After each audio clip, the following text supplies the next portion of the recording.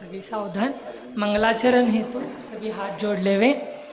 नमो अरहंताणं नमो सिद्धाणं नमो आयरीयाणं नमो उवज्झायानं नमो लोये सवसावनं। मंगलम भगवान वीरो मंगलम गौतमो गनी मंगलम कुंद कुंदार्यो जैन धर्मोस्तु मंगलम सर्वमांगल्य मांगल्यम सर्वकल्याणकारकं प्रधानं सर्वधर्माणां जैनं जयतु शासनम्। अज्ञानतिमिरान्धानां ज्ञानाञ्जनशलाकया चक्षुरुन्मीलितं येन तस्मै श्री गुरवे नमः।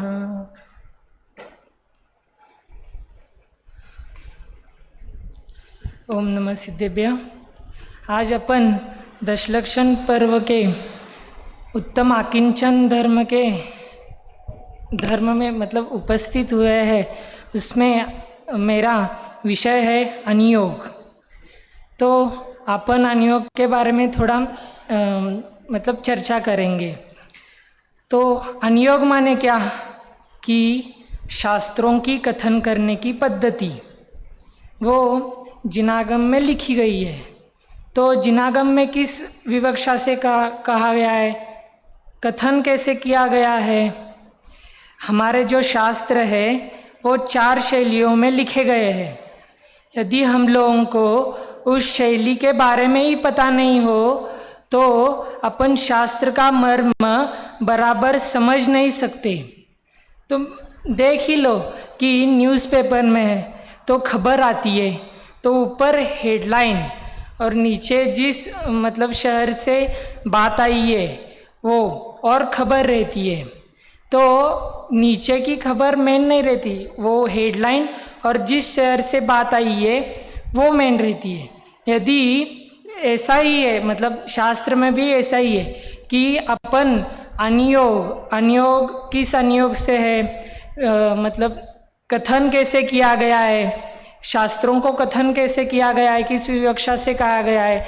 यदि हम लोगों को यही नहीं पता तो अपन शास्त्र का बराबर मर्म समझ नहीं पाएंगे। अपन इसको जिनवानी माँ कहते हैं। तो हर एक बच्चा अपनी माँ की कथन करने की शैली को जानता ही है। तो अपन इसको जिनवानी माँ कैसे बोलते हैं, क्यों बोलते हैं, मतलब जिनवानी माँ इसको क्यों बोलते हैं कि हर एक माँ का अनिवार्य लक्षण होता है कि पुत्र जन्म संतान उत्पत्ति, जो जन्म देती है वो माँ होती है। वैसे ही जिनवानी माँ ज्ञानी धर्मात्मा रूपी पुत्र को जन्म देती है, इसीलिए अपन इसको जिनवानी माँ कहते हैं। तो जिनवानी माँ में कैसे कथन किया गया है, तो 4 शैलियों में कथन किया गया है। पहली शैली कौन सी कि प्रथमान योग। प्रथमान योग माने क्या कि जिसमें तीर्थंकर आदि महापुरुषों के चरित्र का निरूपण किया गया हो उसे प्रथमान योग कहते हैं। तो महान पुरुष कौन, जो अभी पीएम मोदी है वो महान पुरुष, या सीएम अशोक गहलोत वो महान पुरुष नहीं। जो अपने जैन धर्म में महान पुरुषों का वर्णन किया गया है वो 63 शलाका के पुरुष है।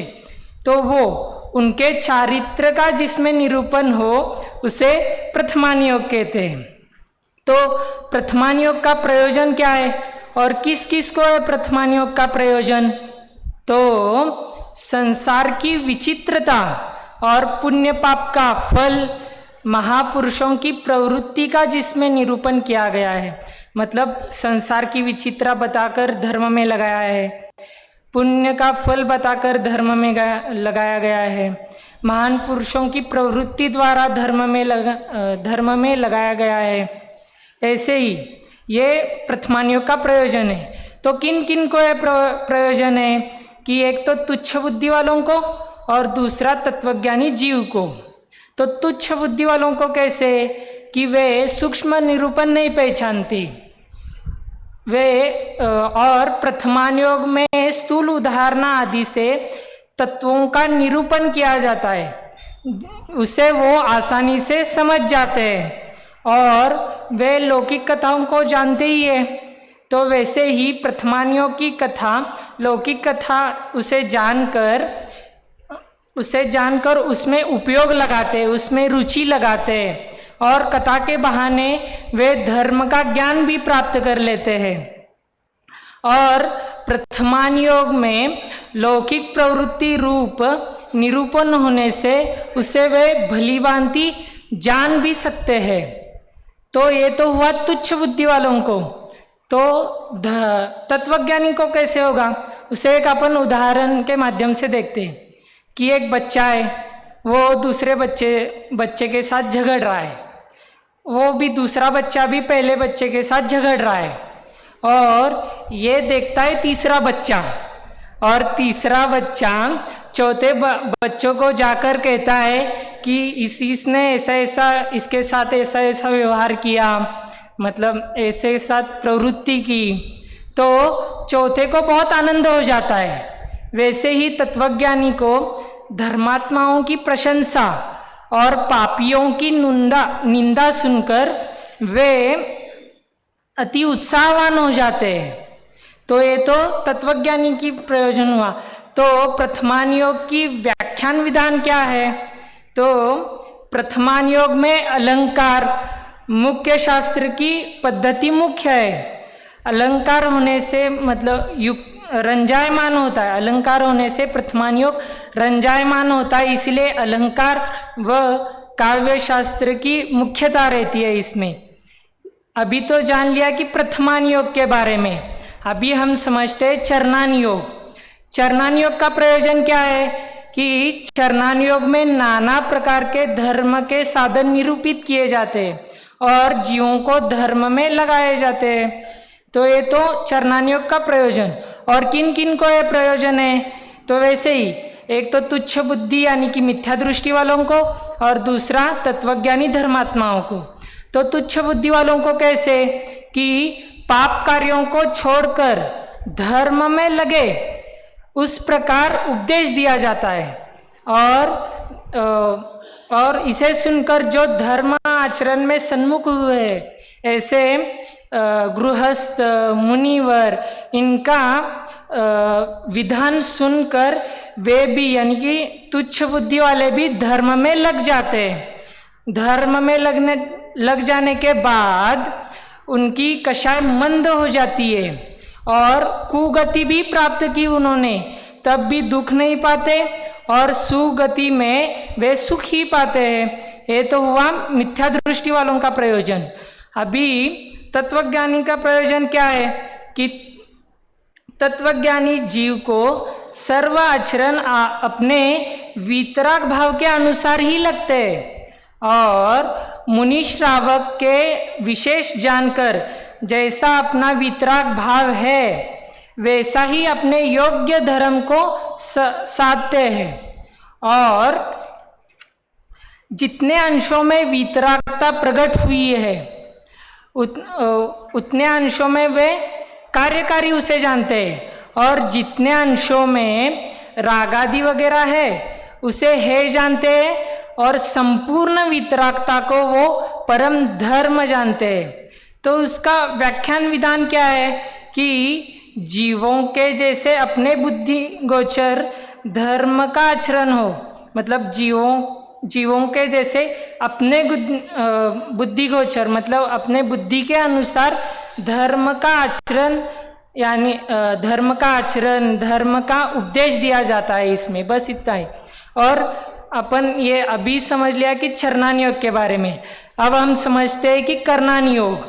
कर्णान योग का प्रयोजन क्या है कि जीवों के व कर्मों के विशेष तथा त्रिलोक आदि की रचना निरूपित कर जीवों को धर्म में लगाते हैं।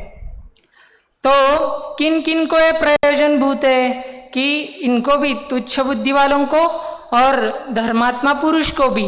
तो तुच्छ बुद्धि वालों को जीवों के गुणस्थान, मार्गनस्थान, कर्मों की अवस्था, उसके कारण, उसके फल, और त्रिलोक में नरक स्वर्ग आदि ऐसा रचना निरूपित कर जीवों को धर्म में लगाते हैं।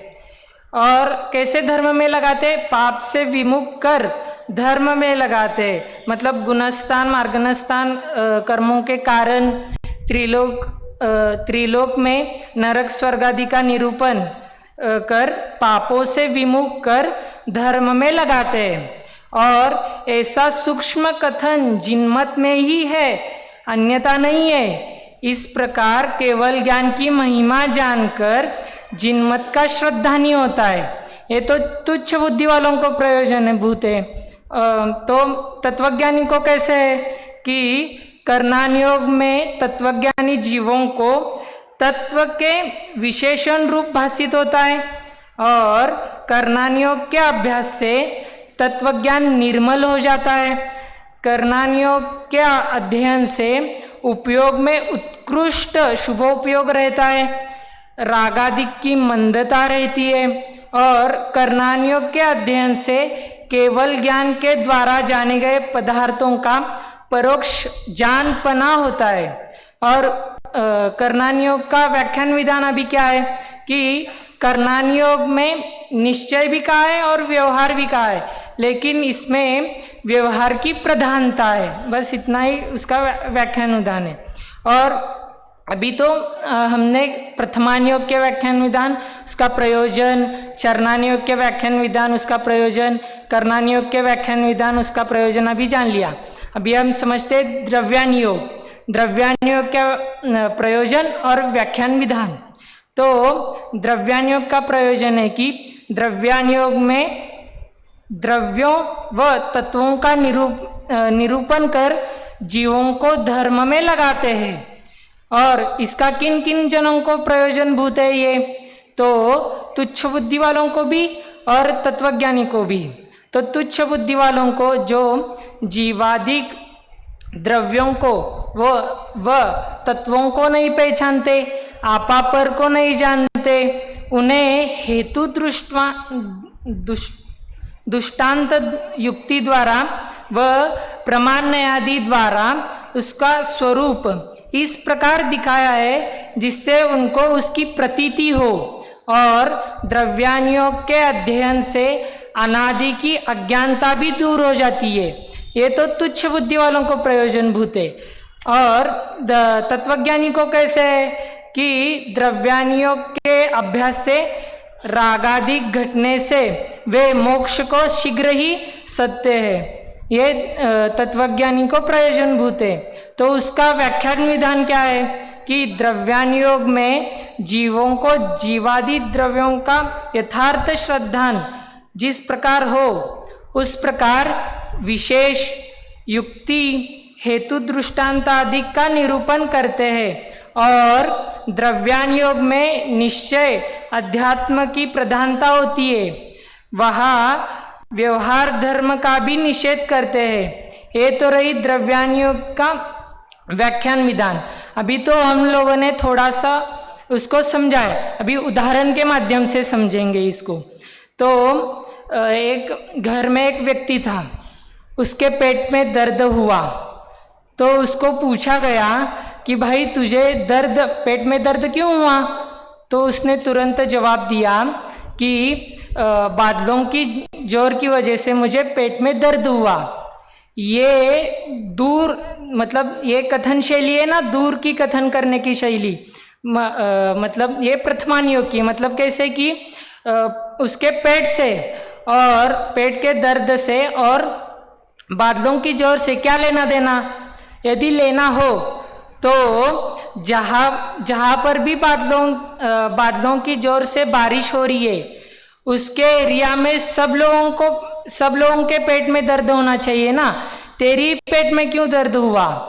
तो तुरंत बात बदल कर दूसरी बात कहता है कि नहीं नहीं, आज घर में दाल बनी थी, इसी कारण मुझे पेट में दर्द हुआ, वो ज़्यादा खा लेने से दर्द हुआ।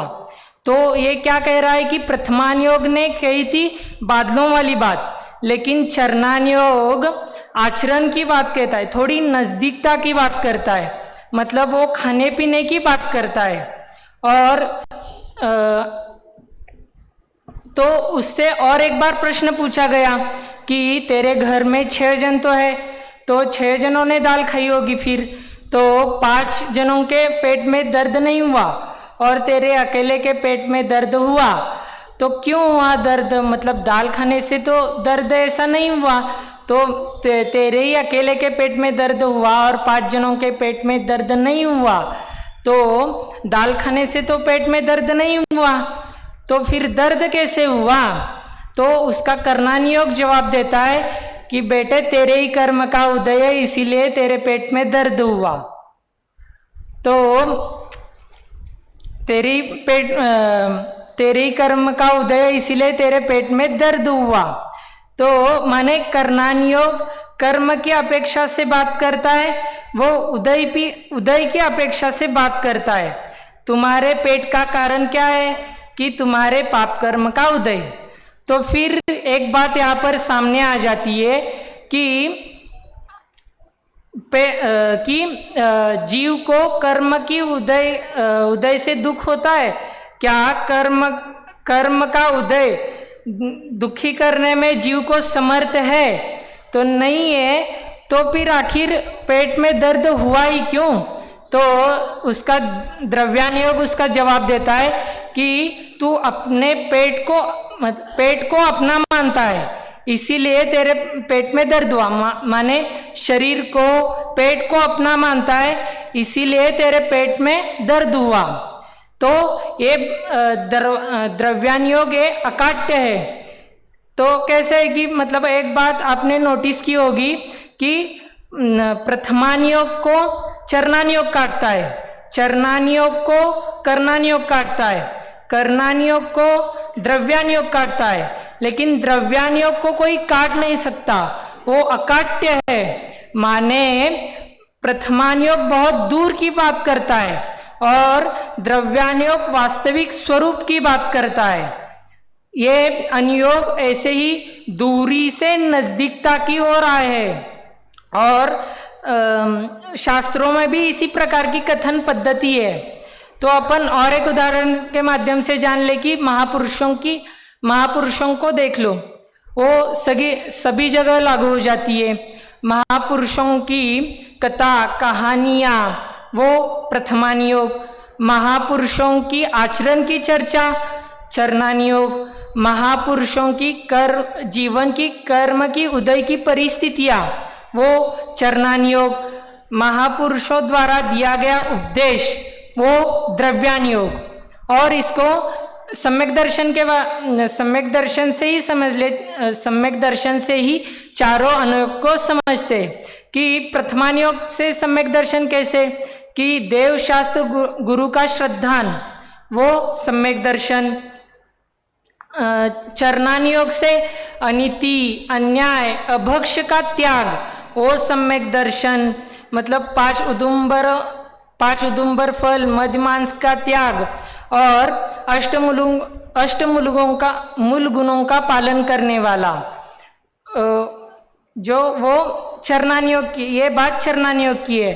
तो कर्णान योग से कैसे कि मिथ्यात्व के अभाव का नाम ये सम्यक दर्शन है। तो उपशम का नाम ये सम्यक दर्शन, जैसी भी परिस्थितियां बन रही हो वो कर्णान योग से सम्यक दर्शन है। और द्रव्यान योग से निज आत्मा का नाम, स्वपर भेद विज्ञान का नाम, निज को निज पर को पर इसका जान, इसका नाम सम्यक दर्शन है। माने चारों अनुयोग अपनी अपनी अपेक्षा से अपनी अपनी शैली से कथन करते हैं।